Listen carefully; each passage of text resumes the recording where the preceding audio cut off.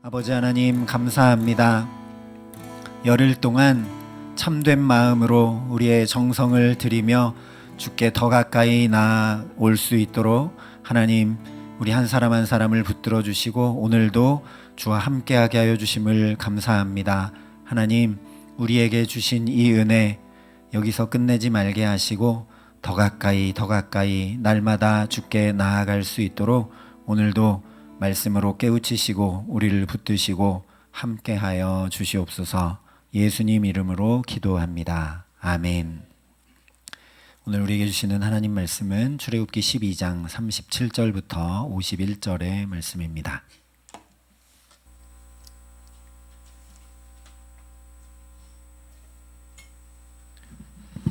출애굽기 12장 37절부터 51절의 말씀 우리 한 절씩 교독하겠습니다. 이스라엘 자손이 라암셋을 떠나서 숲곳에 이르니 유아 외에 보행하는 장정이 60만 가량이요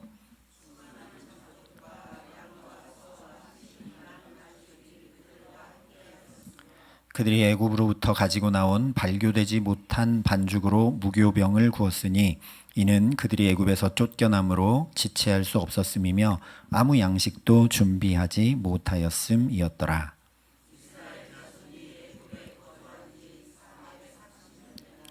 430년이 끝나는 그날에 여호와의 군대가 다 애굽에서 나왔은즉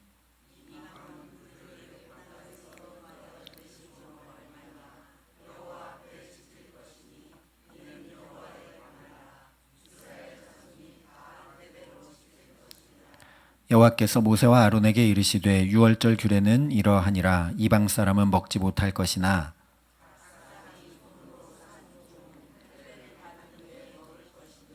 거류인과 타국 품꾼은 먹지 못하리라.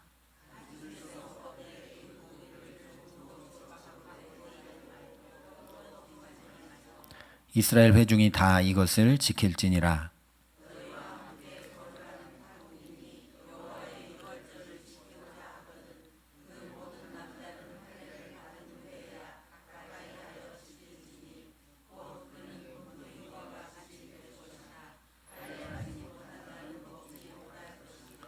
본토인에게나 너희 중에 거류하는 이방인에게 이 법이 동일하니라 하셨으므로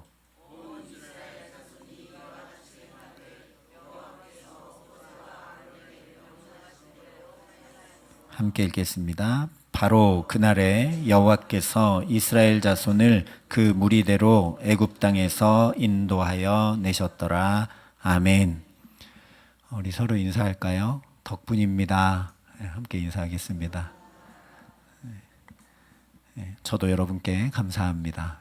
여러분이 아니면 수련회 순을 할 이유가 제가 없고 또 하나님께 가까이라는 그 주제를 가지고 이렇게 열흘 동안 저도 여러분도 주의 은혜의 보좌 앞에 담대히 나올 필요도 없고 그럴 이유도 없었을 텐데 서로 함께 이렇게 주님께 나오고 또 은혜를 받게 하신 것 참 감사합니다.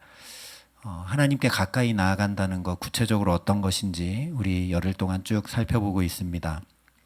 가장 먼저 바로를 떠나는 것이었고 즉 세상같이 방법, 옛 생활을 떠나는 것이었습니다. 두 번째는 오직 모든 일에 기도와 간구로 하나님께 아뢰는 것. 세 번째는 내 연약함을 자랑하는 것. 네 번째는 말씀을 듣고 선포하는 것, 전하는 것. 다섯째는 믿음의 사람을 가까이하고 동역하고 함께 하는 것이었습니다. 여섯째는 주님의 말씀을 듣고 순종하는 것. 일곱째는 주님의 사랑의 권능을 의지하는 것.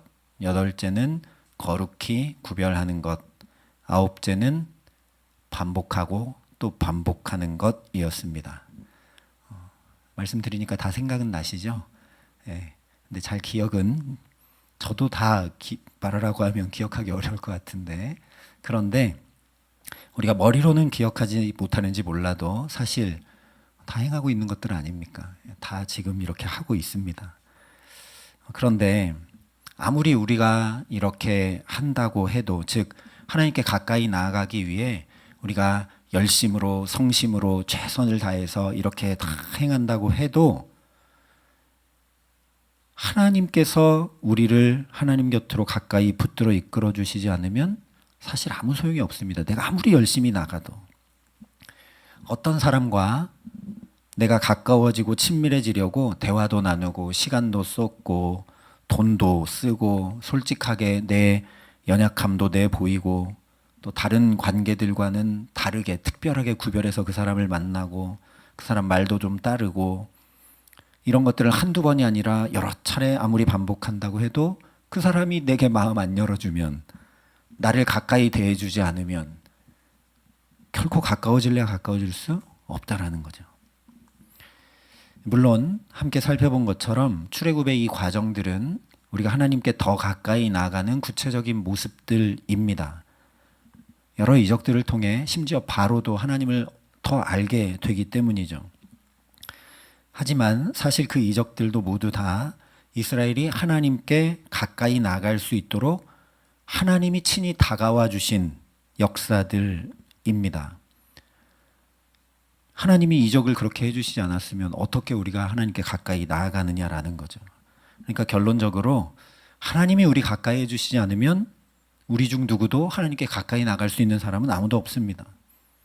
단순히 생각해봐도 대통령도 우리가 가까이 할 수가 없는데 범접할 수 없는 하나님, 우리가 감히 가까이 한다는 건 사실 말도 안 되는 일입니다.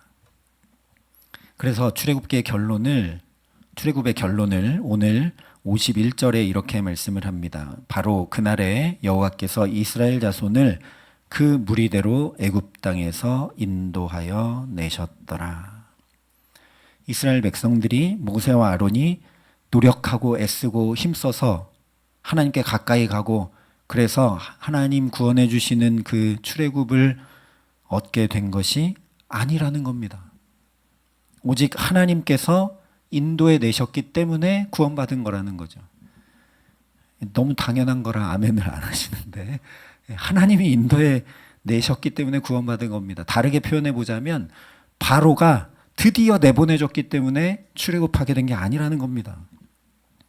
바로는 10번이 아니라 20번, 100번 이적이 일어나도 아마 결코 이스라엘 내보내주지 않았을 겁니다.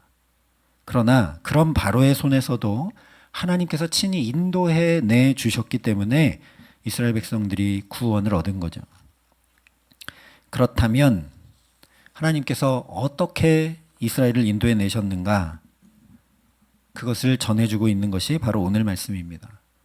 그것이 출애굽과 유월절인데 일단 먼저 출애굽에 대해서 살펴보자면 37절에 말씀하는 것처럼 이스라엘 백성이 유아 외에 보행하는 장정이 60만 가량이나 출애굽을 합니다. 노인, 여자, 아이 뺐기 때문에 최소한 4배 해야 되겠죠. 그러니까 240만 넘는 숫자가 출애굽했다는 겁니다. 그래서 야곱이 12아들들과 함께 70명으로 여기 애굽 땅에 왔는데 이제 최소 240만이나 되는 큰 민족이 됐습니다. 다른 거 몰라도 출애굽기 초반부에 살펴봤던 것처럼 바로가 태어나는 아이의 생명까지 주관하고 나일강에 버리라 했습니다. 그런 심한 압제 그리고 도저히 견딜 수 없는 너무나 고통스러운 노동을 시켰는데도 불구하고 병들어 죽고 태어나자마자 죽고 그런 여러 어려움 가운데서도 이렇게 큰 민족이 되었다라는 것은 그야말로 하나님의 신실하심과 보호하심을 그대로 드러내는 거죠.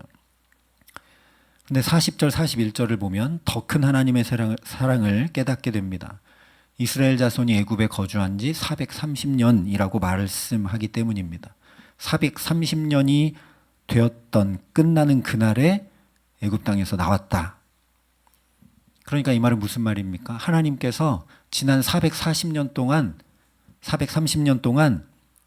한 번도 이스라엘을 잊으신 적이 없다는 말씀입니다. 그 중간에 한 번이라도 하나님이 깜빡 잊고 그냥 보지도 않고 이러셨으면 어떻게 이스라엘이 240만이 됩니까? 민족이 될 수도 없고 이 많은 사람들이 하나도 빠짐없이 애굽의 압제에서 벗어나 자유를 얻을 수 없다라는 겁니다. 그러니까 이 말씀은 하나님께서 저번 옛날 아브라함에게 언약하셨던 그 말씀을 그대로 이루시고 행하셨다라는 걸 확인시켜주고 있는 말씀입니다. 왜냐하면 창세기 15장에 후손이 지금 아예 없는, 나이가 100세 가까이 되었는데도 아직도 후손이 없는 아브라함한테 이렇게 말씀하셨기 때문입니다. 너는 반드시 알라. 내 자손이 이방에서 객이 되어 그들을 섬기겠고 그들은 400년 동안 내 자손을 괴롭히리니 그들이 섬기는 나라를 내가 징벌할지며 그 후에 내 자손이 큰 재물을 이끌고 나오리라. 사실 이스라엘 백성들과 모세가 이 말씀 알지도 못했고 믿지도 못하고 있었다는 거죠. 원래 자기들 조상 아브라함한테 이렇게 자세히 다 알려주셨다는 겁니다. 그리고 이 말씀을 오늘 그대로 이루어 주셔서 출애굽시켜 주셨다는 거죠. 하나님의 사랑이 이렇게 크고 놀랍다는 겁니다. 아들이 하나도 없는 아브라함한테 벌써 어떻게 될지까지 다 알려주시고 그것을 그때 언약하셨는데 약 400년이 지난 다음 그의 후손들에게 이렇게 놀라운 구원을 그대로 이루어 주셨습니다. 그런데 또한 아브라함이나 모세만 아니라 이름 없는 수많은 이스라엘 백성들을 하나님께서 이 오랜 시간 동안 보살피시고 인도하시고 구원 얻게 하셨다라는 걸 우리가 주목해야 됩니다. 그러니까 우리가 출애굽기를 보면 단순히 10번의 이적으로 이렇게 출애굽한 것 같은데 안 그렇다는 거죠. 비록 상황과 환경은 애굽에 압제가 있었더라도, 그래서 하나님의 백성인 것도 있고 바로의 종으로 살고 있었다 할지라도 결코 잊지 아니하시는 하나님의 이 크고 놀라운 사랑이, 변함없으신 사랑이 구원이 되게 하신 걸 보라는 겁니다. 이 하나님이 우리 아버지 하나님이시라는 겁니다. 이 하나님이 오늘도 나를 잊지 않고 나를 보호하시고 인도하고 계신다라는 거죠. 그러니까 더욱 힘을 얻고 소망을 얻어 나아가라는 말씀입니다. 그래서 다윗이 뭐라고 고백합니까? 여호와는 나의 목자시니 내게 부족함이 없으리로다. 그가 나를 푸른 풀밭에 누이시며 쉴만한 물가로 인도하시는도다. 내 평생의 선하심과 인자하심이 반드시 나를 따르리니 내가 여호와의 집에 영원히 살리로다. 다윗이 이거 다 자기에게 그렇게 해주신 다음에 고백한 거 아닙니다. 사울에게 쫓겨다닐 때, 막 힘들고 어려울 때 이렇게 고백한 겁니다. 하나님은 그래도 이런 분이시다. 하나님은 여전히 저와 여러분을 그 선하심과 인자하심으로 붙들고 계시는 줄 믿습니다. 이스라엘도 그랬습니다. 고통과 압제 중에 있는데도 불구하고 하나님이 붙드셨기 때문에, 그 선하심과 인자하심을 계속 나타내 보이셨기 때문에, 그들을 잊지 않으셨기 때문에, 그랬기 때문에 출애굽의 구원의 역사 가운데 있게 되었다는 겁니다. 오늘 우리는 하나님이 어떻게 그렇게 붙들어주고 계시냐고요? 지금 이렇게 저와 여러분이 예배하고 있는 것이 바로 그 증거입니다. 하나님께서 구원해 주신 하나님의 자녀가 아니면 누가 여기 나와 예배합니까? 우리 생명도 마음도 생각도 하나님이 여전히 붙들어 주시고 돌봐주시지 않는다면 이 새벽 이 첫 시간부터 이렇게 예배하며 하나님께 더 가까이 나아가려고 이렇게 할 리가 없다라는 겁니다. 그러니 이스라엘을 출애굽의 구원으로 이끄신 주님께서 우리 삶에도 반드시 부족함 없는 주의 구원을 보이실 뿐 아니라 우리와 우리 자녀들의 평생의 주의 선하심과 인자하심으로 반드시 함께 하실 줄 믿습니다.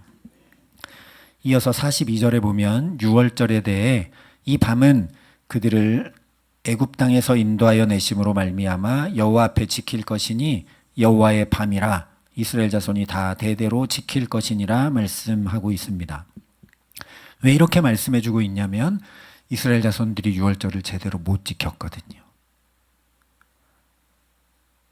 39절을 보면 그들이 애굽으로부터 가지고 나온 발교되지 못한 반죽으로 무교병을 구웠으니 이는 그들이 애굽에서 쫓겨남으로 지체할 수 없었음이며 아무 양식도 준비하지 못하였음이 어떠라 말씀을 하고 있습니다. 원래 출애굽하기 전에 하나님이 6월절을 이렇게 지켜라 다 말씀해 주셨습니다. 그래서 문설주에 양의 피를 바르고 그 양을 무교병과 쓴나물과 함께 먹고 이렇게 하라고 다 말씀해 주셨잖아요. 그런데 오늘 보니까 뭐라고 말씀합니까?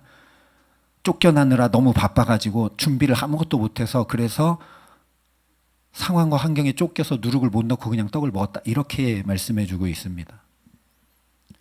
지금 바로의 종에서 이제 자유자로 완전히 새로운 걸음을 시작하는데, 그러니까 그 걸음, 그 은혜, 그 놀라운 하나님의 역사 기억할 수 있도록 그 일이 있기 전에 이미 하나님이 유월절 지키라고 다 규례를 말씀해 주셨는데도 불구하고 하나님의 말씀 때문이 아니라 그냥 상황과 환경에 떠밀려서 이렇게 행했다는 겁니다.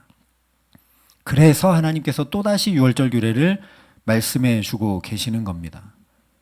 지금 출애굽을 하고 있는 이 사람들만 지키는 것이 아니라 42절 말씀대로 이스라엘 자손이 대대로 지키라 말씀하고 계십니다. 그러니까 그냥 등 떠밀려 쫓겨난, 그래서 어쩔 수 없이 상황과 환경에 떠밀려서 그렇게 한 것, 실수하고 연약해서 하나님 말씀대로 온전히 행하지 못한 것, 또 하나님이 그거 챙겨서 살피고 계속 반복하여 이끌어 주시고 붙들어 주고 계신다라는 거죠. 왜요? 왜 그럴까요? 너네 내가 얼마나 놀랍게 구원해 줬는지 유월절 계속 지키면서 감사하고 그거 잊지 말고 꼭 기억해라. 그런 게 아닙니다. 왜 출애굽과 유월절을 기억해서 지키라고 하실까요? 하나님이 나를 얼마나 사랑하시는지 까먹지 말라고요. 하나님이 심지어 내가 말씀대로 못하고 다 잊어버리고 그냥 상황에 바빠서 쫓겨가지고 했는데 그것조차도 하나님이 말씀대로 하게 하시는 것이 되게 하셨고, 또 그걸 내가 알지 못하니까 세밀하게 말씀해서 또 챙겨주시고 그것을 깊이 담고 기억하라고. 왜요? 하나님의 사랑이 얼마나 큰지, 하나님 얼마나 놀랍고 좋은 분인지 알아야 하나님께 가까이 가니까요. 오늘 한 번 구원받고 끝나는 게 아니라 이 구원이 날마다 매일매일 내 온 삶에 그야말로 평생의 주의 선하심과 인자하심 안에 살아가게 하시기 위해서요. 만약에 하나님께서 이렇게 또 말씀으로 붙들어 주시는 사랑을 거두셨다면, 죄송합니다. 이놈들 내가 이렇게까지 해줬는데 어떻게 이럴 수가 있느냐. 그래 이제 니네 마음대로 해라. 나도 모르겠다. 이러셨다면 이스라엘 백성들이 놀라운 경험이죠. 홍해가 갈라졌는데요. 그러니까 한두 번은 유월절 지킬 수 있었는지 몰라도 대대로 유월절 못 지켰을 겁니다. 절대 못 지키죠. 하나님이 그것마저 챙겨주시는 그런 하나님이시라는 겁니다. 그래서 다윗이 어떻게 고백합니까? 내가 사망의 음침한 골짜기로 다닐지라도 해를 두려워하지 않을 것은 주께서 나와 함께 하심이라. 주의 지팡이와 막대기가 나를 안위하시나이다. 엇길로 가려고 할 때마다 지팡이로 인도해서 바른 길을 가게 하시고, 홀로 무리에서 멀리 떨어져 나가 위험하려고 할 때마다 그러면 사자와 이리가 와서 잡아가니까요. 그래서 막대기와 지팡이가 좀 다릅니다. 막대기는 이렇게 던지는 겁니다. 저 멀리 가 있는 애한테 탁 던져서 경계시키고 다시 오게 하는 거죠. 그렇게 나를 깨우치시고, 또 상처받고 지치고 낙심하여 주저앉고 포기하려고 할 때마다 가지고 있던 기름도 목자가 발라주고 또 가지고 있던 물도 양에게 먹이는 선한 목자, 그렇게 우리를 안위하시는 분, 그분이 바로 우리 아버지 하나님이시라는 고백입니다. 그런데 그 크고 놀라우신 하나님은 겨우 이스라엘만 살피고 돌보시고 함께 하시는 분이 아닙니다. 우리가 살펴본 것처럼 애굽도 바로도 하나님을 알게 하시겠다 말씀하셨고 실제 10가지 이적을 계속 베푸셨습니다. 오늘 38절도 이렇게 말씀합니다. 수많은 잡족과 양과 소와 심이 많은 가축이 그들과 함께 하였으며, 이스라엘 민족만 하나님이 쏙 빼가지고 출애굽시키신 거 아니라는 거죠. 구원의 기준은 이스라엘 백성이냐 아니냐, 아브라함과 이삭과 야곱의 자손이냐 아니냐 아니라는 겁니다. 유월절 규례를, 하나님의 말씀을 지켜 행했느냐 아니냐에 달려 있다는 거죠. 10번의 이적들을 통해 하나님을 알고 그 하나님 말씀을 준행해서 문설주에 피를 바른 이들은 비록 그들이 이스라엘 백성이 아니었다 할지라도 구원받았다는 겁니다. 하나님의 은총 아래 있게 되었다라는 거죠. 이것뿐만이 아닙니다. 48절 49절에 보면 너희와 함께 거류하는 타국인이 여호와의 유월절을 지키고자 하거든 그 모든 남자는 할례를 받은 후에야 가까이하여 지킬지니 곧 그는 본토인과 같이 될 것이나 할례 받지 못한 자는 먹지 못할 것이니라. 본토인에게나 너희 중에 거류하는 이방인에게 이 법이 동일하니라. 하나님의 말씀을 따라 준행하면서 언약의 징표인 할례를 행하기만 하면 이방인들도 이스라엘 본토인과 같이 되고 그들에게도 이 법이 동일하다는 놀라운 말씀입니다.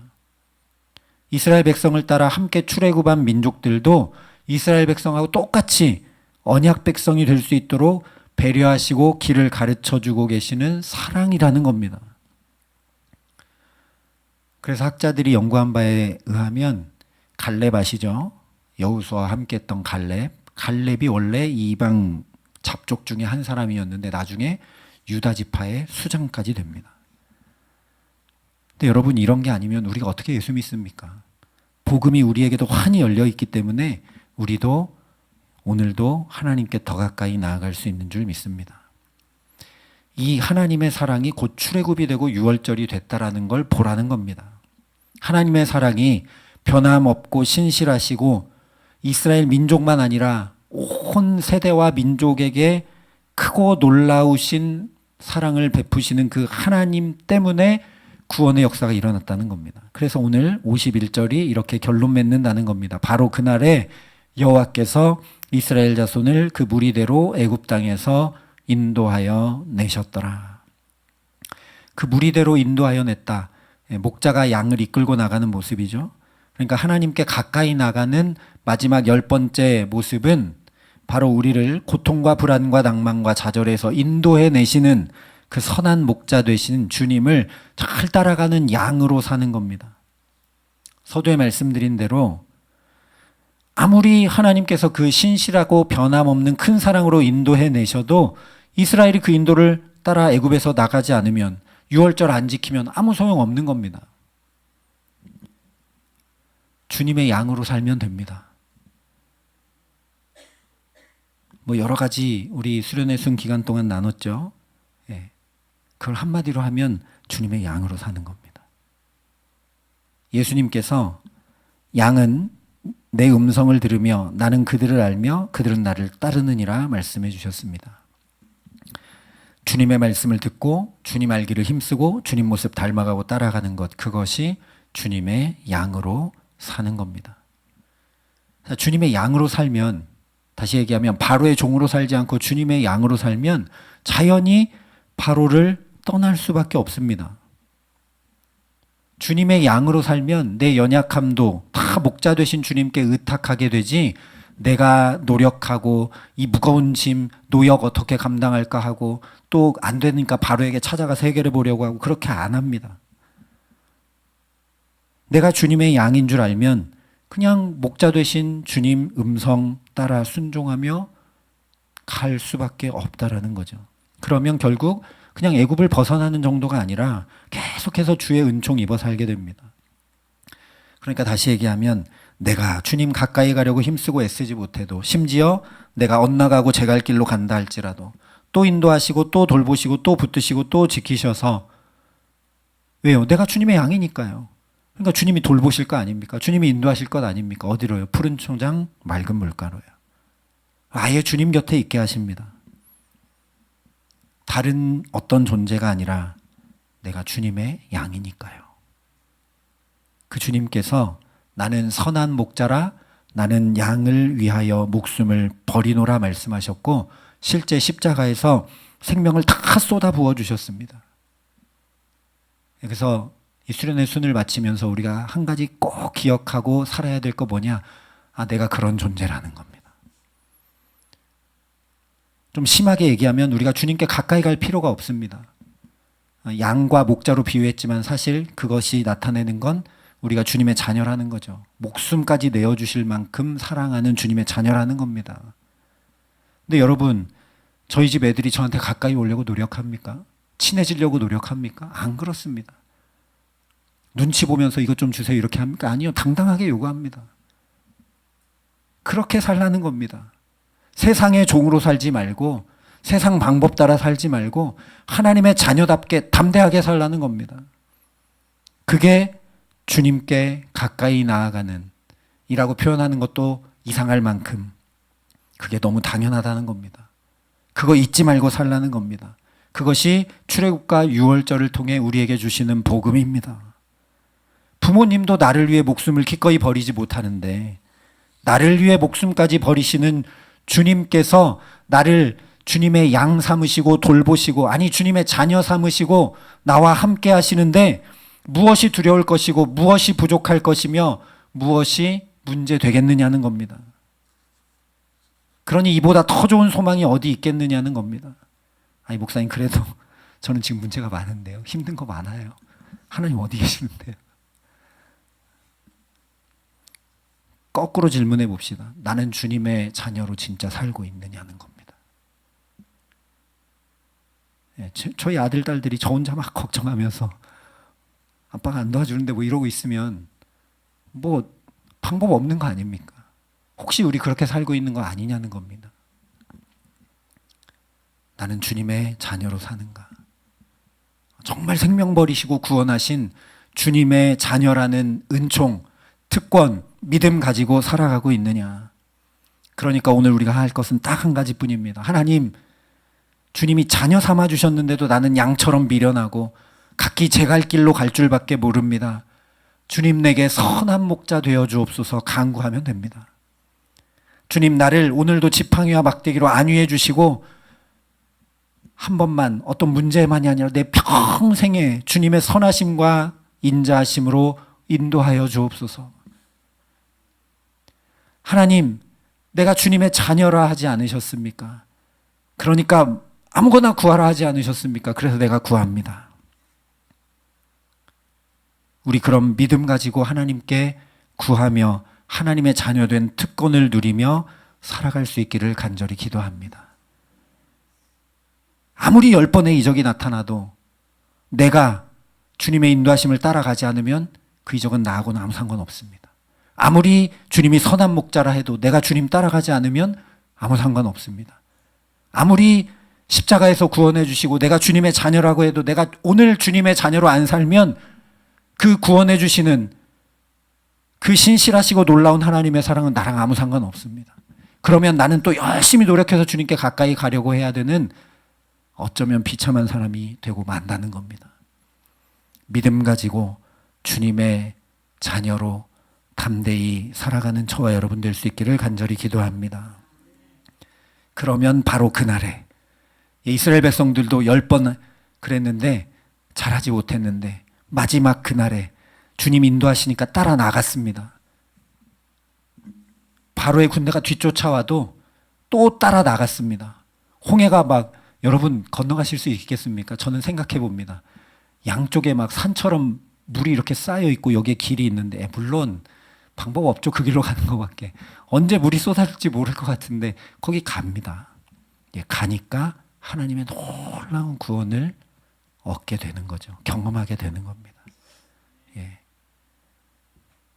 순의 순 여기서 그냥 끝내지 마시고 순전한 마음으로, 정성된 마음으로, 또 기쁘고 감사한 마음으로 주님의 자녀로 오늘을 살아가게 하시기를 간절히 기도합니다.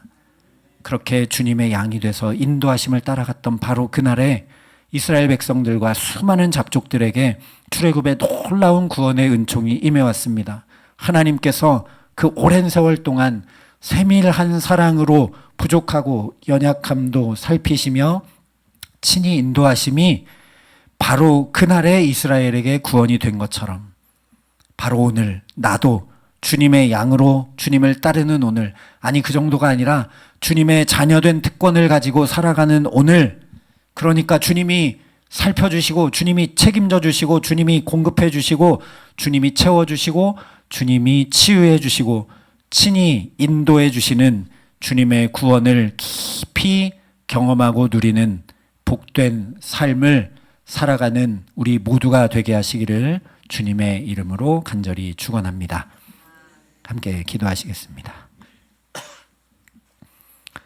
아버지 하나님, 내가 주님의 자녀인 것 깊이 깨달아 알고 주님의 자녀로 사는 게 아니라 어떻게 주님께 가까이 나아갈까 하며 노력하며 살고 있지 않은지 하나님 오늘 말씀을 통해 또 깨닫게 하여 주심을 감사합니다.